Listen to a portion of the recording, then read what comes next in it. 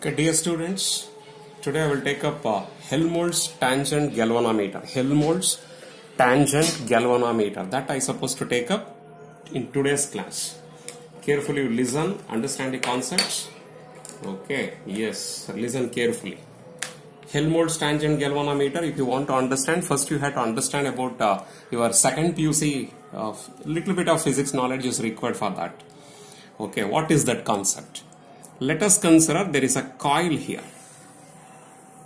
This is a coil which is a circular coil.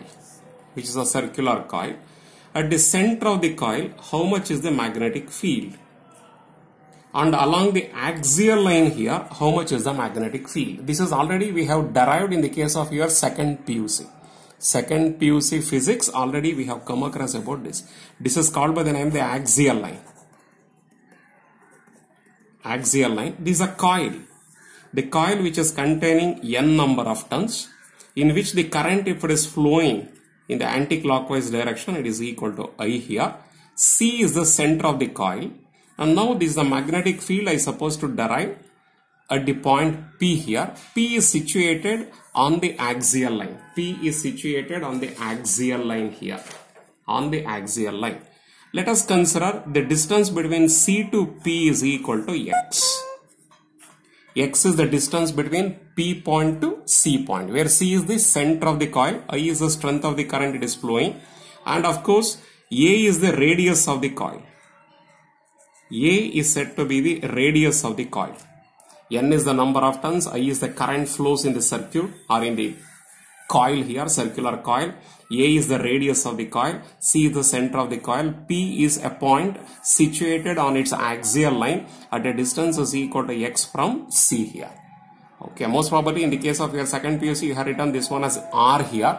You can write whichever the symbols that you want to write, you can write it here, but proper formula you are supposed to write here. So at the point P, the magnetic field is given by, at the point P, the magnetic field is given by here, mu naught capital N, where N is the number of turns here, I is the strength of the current, A square, where A is the radius of the coil here, divided by 2 times A square plus X square here, where X is the distance between C to P. Maybe in second PUC you have studied that one as R here, A square plus R square here. That's all the difference here, raised to the power 3 by 2. So many Tesla. Tesla is the SI unit. Otherwise we can write Weber per meter square. Weber per meter square. That is WB per meter square we can write. So this is taken from your second PUC. Based on this one we are supposed to think. Okay. Here in degree classes what we are thinking is we are not using a single coil. Single coil tangent galvanometer is available. Okay. Single coil tangent galvanometer means a coil, it has been situated like this. Only one coil here. This is a coil here. One coil. And at the midpoint of this coil here we are going to keep a compass needle here. This is a compass needle that we are going to keep it. A pivoted compass needle we are keeping here. This is a coil. Okay. The coil must be kept along the magnetic meridian. Therefore, we can use the tangent law here. This is a tangent law. The tangent law, it says that B is equal to BH tan theta. B is equal to BH tan theta, where BH is the horizontal component of Earth's magnetic field. BH is said to be horizontal component of Earth's magnetic field. Earth's magnetic field. Okay, these ideas already you have studied in your second PUC concepts, or in some occasion first PUC only that you have studied. Based on all these concepts here, go through all these things. Based on all these things, we are supposed to think about Helmholtz tangent galvanometer. In a single coil tangent galvanometer, the magnetic field, whatever it is produces here, due to the single coil here, in between the coil, whatever the magnetic field, whatever it is produced, that is said to be non-uniform. In the non-uniform magnetic field, compass needle is acting. Compass needle is deflecting here. I don't want that. Therefore, I will going to use 2 coils here like this. This is one coil, this is another coil. I will going to keep it like this. There are two coils, it has been kept like this. Whatever the radius of each coil is equal to A here, the distance between the two coils is also equal to A. Like this we are supposed to consider here. Now between the two coils here, there is a uniform magnetic field. In a single coil, at the center to here, it is not acted, compass needle is not acted by a uniform magnetic field, whereas in the case of double coil tangent galvanometer, Helmholtz double coil tangent galvanometer, the radius of each coil is equal to A and the distance between the two coils is equal to A here. Then in between the two coils here, if you are keeping a compass needle, the compass needle is acted by a uniform magnetic field. Therefore, we are using this one for our practical purpose and even in the higher classes that we are using. Okay, this is the concept that you are supposed to learn it. Now I am supposed to start the derivation. Right? Okay, just to see here. First idea. Double coil tangent galvanometer. This is double coil tangent galvanometer. Look at the diagram first. Okay, this itself is the notes. Afterwards we can write it from here, no problem. So here I have chosen the two coils here. C1 and C2 are the two coils. C1 is one coil, C2 is another coil. C1 and C2 are identical coils in all respect. The number of turns in each coil is equal to N. The radius of each coil is equal to A here. And the two coils, it has been kept parallel to each other. The distance between the two coils is equal to A. And the current, whatever is flowing in both the coils, it must be in the same direction with the same amount, provided these two are connected in series. Again I will repeat. C1 is one coil, C2 is another coil. The two coils, it has been kept parallel to each other. This is one coil. This is another coil. Both the coils, it has been kept parallel to each other like this. And these two coils, they have been connected by a wire. So one coil is over, then we are going to connect it to another coil here through a copper wire. So that current is flowing in the same direction at the same amount. Same amount of current is flowing in the same direction, provided these two are connected in series. These two are connected in series, but they kept in parallel to each other. A is the radius of each coil. I is the strength of the current flows in the same direction. Now, the distance between the two coils also we are supposed to keep it at a distance is equal to A. That is equal to the radius of the coil. Now, between the two coils here, there is a uniform magnetic field is produced due to the two coils here. This is a magnetic field that we are supposed to write at the time of examination again. This is magnetic field due to one coil here. This is magnetic field due to another coil here. But here, magnetic field due to one coil is go on decreasing here. Here it is the magnetic field due to another coil is also present here. Therefore, in between here, there is a uniform magnetic field is present. This is the resultant uniform magnetic field. Between the two coils, there is a resultant magnetic field that is uniformly, it is said to be existing here, which is not a variable. Okay. Therefore, dB by dx is equal to a constant rate of change of magnetic field. Therefore, I can say, of course, here dB by dx means here. Here dB by dx uniformly it is go on decreasing. This is uniformly it is go on increasing. Okay. But between the two coils, if you are choosing the two coils simultaneously, there is a uniform magnetic field is present here. Okay. Coming to the concept here. This is the idea. Whatever I explained so far, it has been written here just to see that. And this itself is the notes. Don't forget, this itself is the notes.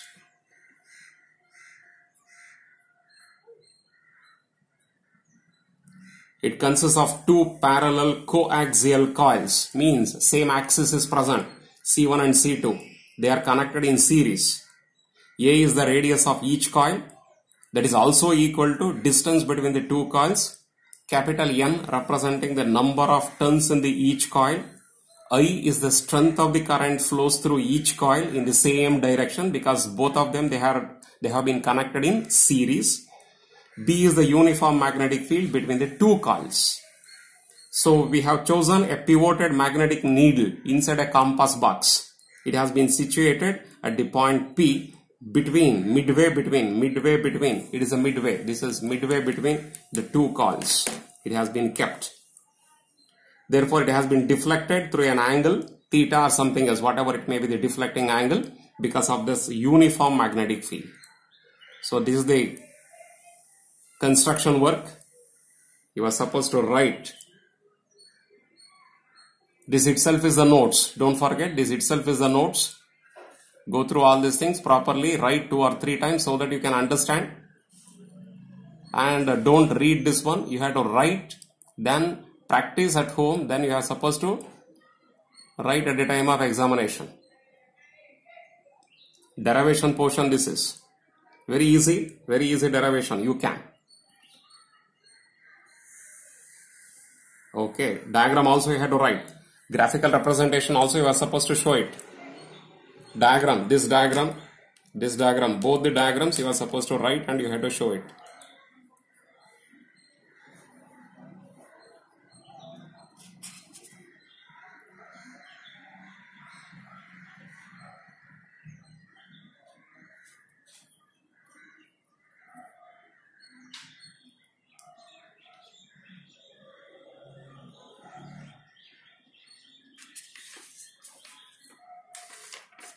Okay, finished. Right? Okay, just you see here. Next concept. I told you already, the magnetic field at the point P. The magnetic field at the point P is given by this formula taken from your second PUC. This is taken from your second PUC. I had to start with this. I had to start with this concept here. Okay, yes. This is the concept. Yes, first I will going to show it. Just listen here, understand about this concept. This is a magnetic field.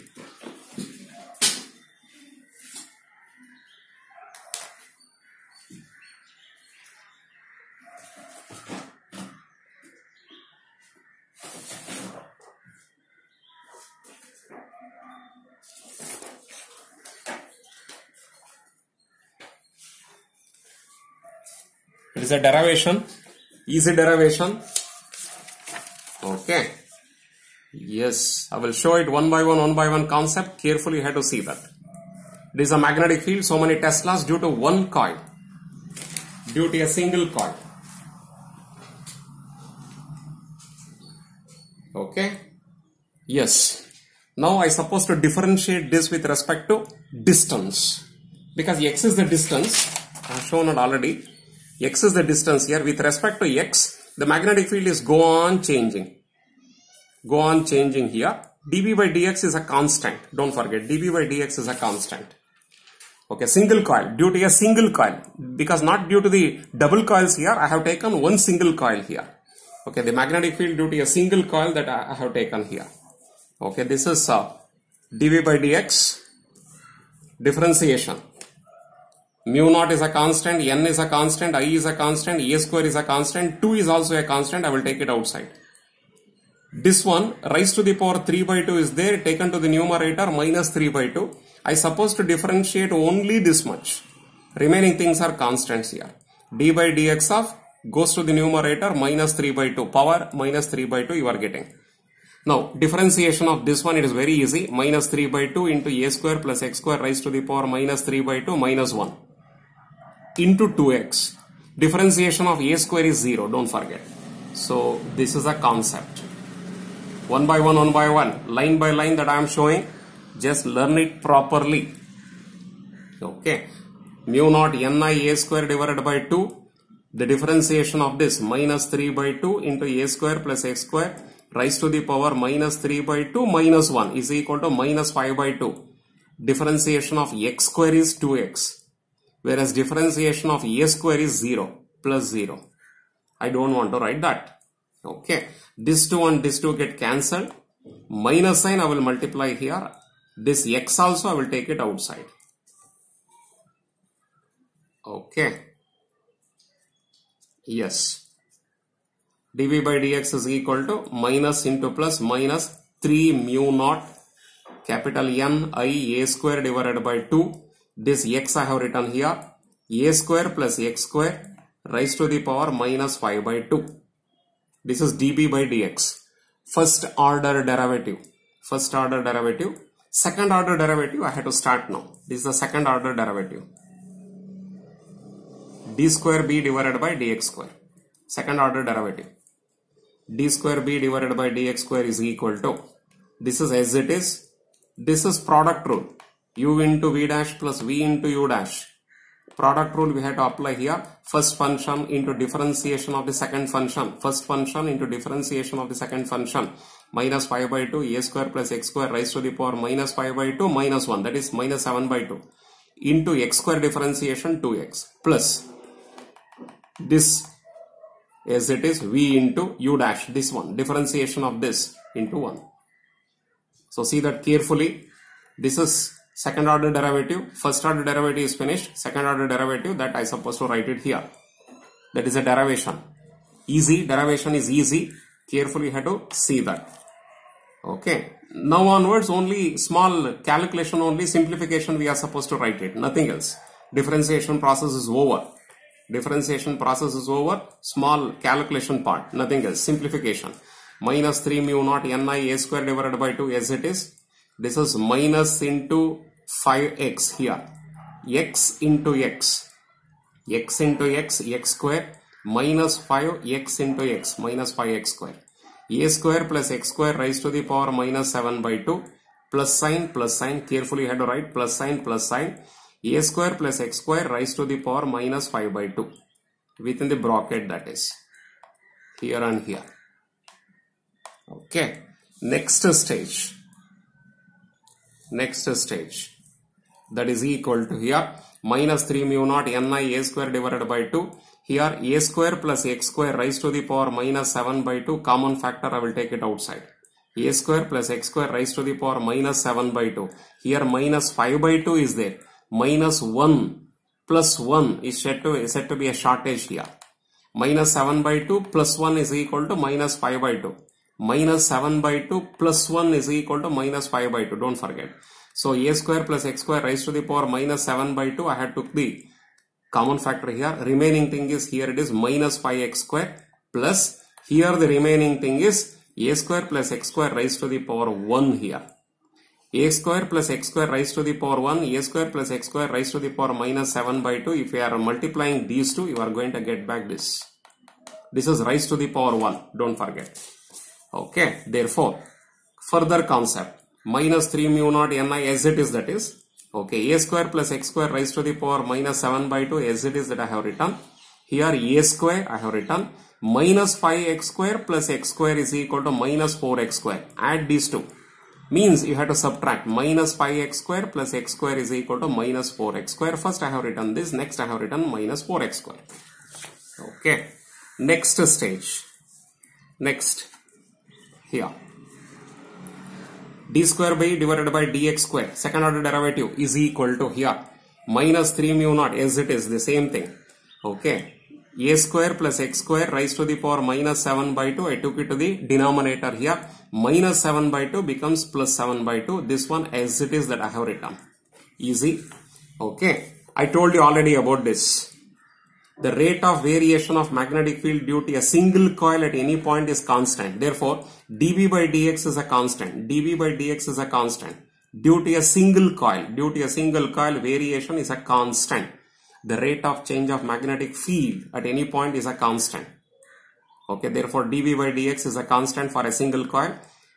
This constant, if you want to differentiate again, you are going to get as 0. The differentiation of a constant is 0. Second order derivative I have written d square b divided by dx square is equal to 0. Differentiation of a constant is 0. Follow this. You see that? Again I will show it.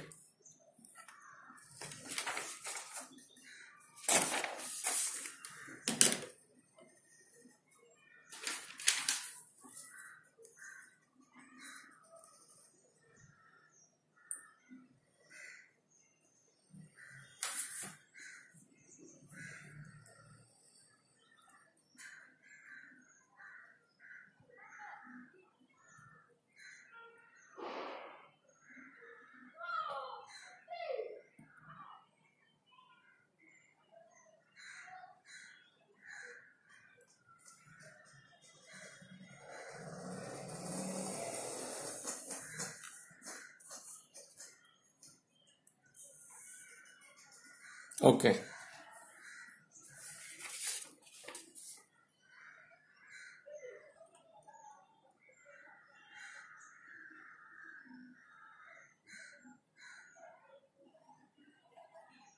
Don't forget d square b divided by dx square is equal to 0.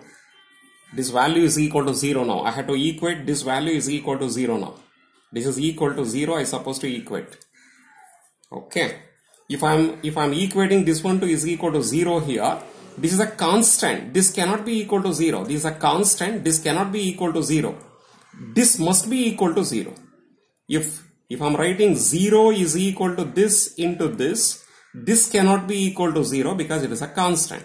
Therefore, a square minus 4x square must be equal to 0. Okay.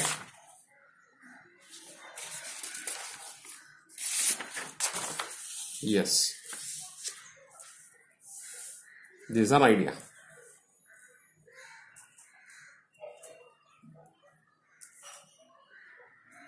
Hoping that you have understood. Therefore, a square minus 4x square is equal to 0. Therefore, a square is equal to 4x square. Taken to the other side of the equation. Therefore, a is equal to how much? Or x is equal to how much I supposed to write? X is the distance from center to the point P. Okay, x is equal to plus or minus a by 2. I will choose not a negative sign because x is the distance.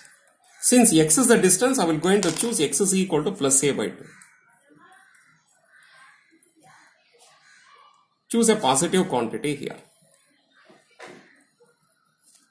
I have chosen a positive quantity only, neglecting the negative sign. Okay, at the point P, now we are having the two coils here. This is for one coil. Now we are having the two coils. Two coils, in between the two coils here, there is a larger amount of magnetic field is present. That larger amount of magnetic field due to the two coils here. That is equal to 2 times the magnetic field due to single coil. Okay. So this is due to the single coil here. Previous page. This is due to the single coil here.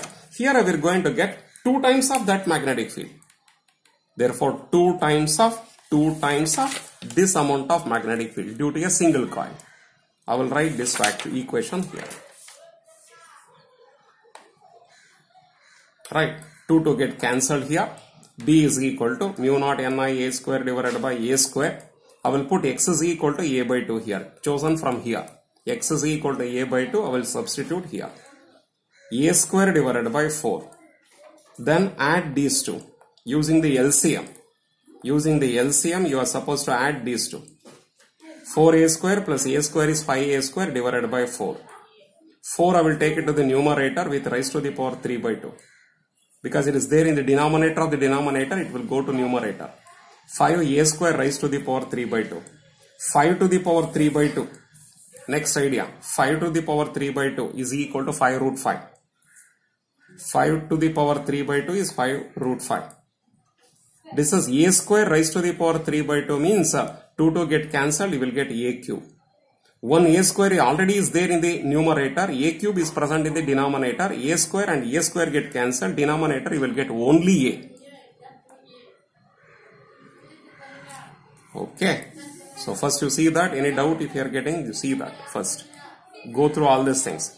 Systematically, it has been written, every concept, step by step, all the concepts were written here. Easily you can understand the concepts. Easily you can understand. If you are going through this one, you can understand completely. An important question for 5 marks or 6, 7 marks we are asking. 7 marks question this is.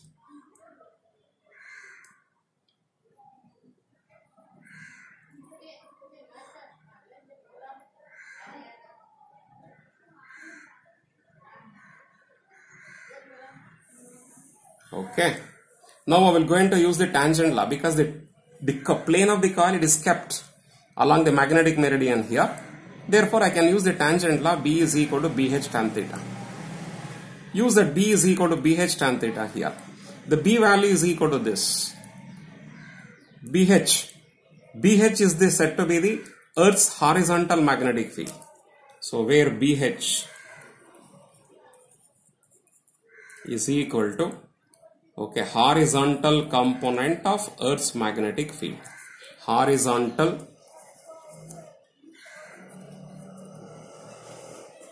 component of Earth's magnetic field.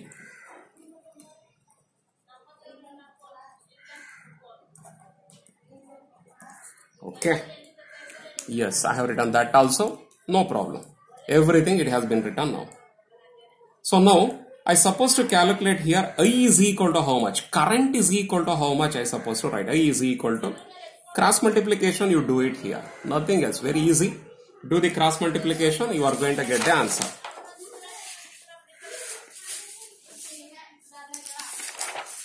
Okay. This is the concept. I is equal to how much? Cross multiplication, you have to do it. Keep it as it is. Whichever the constant term is present here, you take it as K.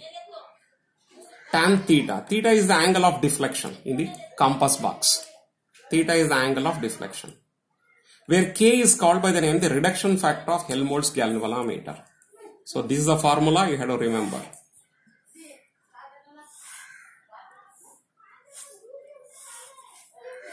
An important formula, theta is the angle of deflection. Theta is the angle of deflection. Derivation is completed. Now, if they are asking for 2 marks, what is the advantage of Helmholtz galvanometer? We are using the two coils here. Between the two coils, there is a uniform magnetic field is present. If you are using a single coil, now as you are moving away from the single coil center here, now magnetic field is go on decreasing. That's all the advantage over a single coil. Okay. Problem we are asking, don't forget, problem we are asking, direct problem will be there, very easy, direct problem. Number of turns will be given, radius will be given, current will be given, angle of deflection will be given, calculate BH. Otherwise calculate current, BH will be given, calculate current. Where mu naught divided by 4 pi value is 10 to the power of minus 7, you have to remember this. Mu naught divided by 4 pi is equal to 10 to the power minus 7. Mu naught divided by 4 pi is equal to 10 to the power of minus 7. Therefore, mu naught is equal to 4 pi into 10 to the power minus 7. Problems are also important. If we don't ask the theory, problem we are asking.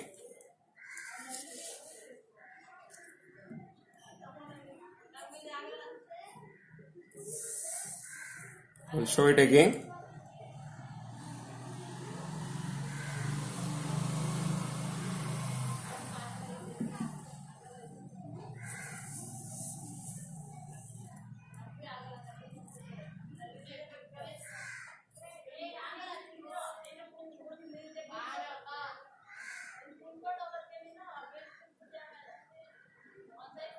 Okay, do the calculation properly. Direct problem this is. Only thing is, if centimeter is given, convert in the form of meter. Okay, if the radius, if it is given in terms of centimeter, convert in the form of meter. Current, if it is given milliamps, you convert in the form of ampere. Nothing else. Nothing else. Okay, another problem. Second problem.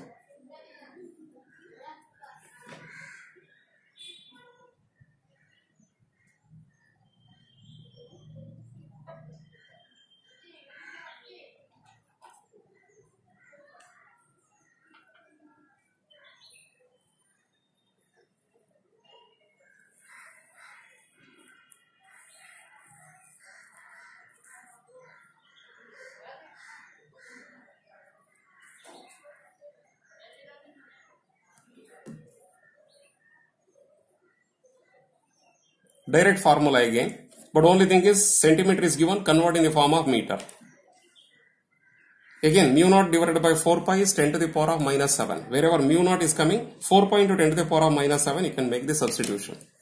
Previous problem, BH it has been asked, but in this problem, BH is given, I is to be determined. That's all we are asking here. Problems are easy. Direct problems that we are asking. Okay, not necessary to use your intelligence here. Okay, only the formula you have to remember. What is that formula containing the factors? You must be remember of that. A means radius, N means number of turns, I is the current. Okay, theta is the angle of deflection, BH is the horizontal Earth's magnetic field, where mu naught is also coming here. Mu naught by 4 pi value is 10 to the power of minus 7. If you know all these things, you can solve the problems very easily. Very easily you can solve the problem. So this is another derivation. I have completed one more derivation, important derivation for your examination.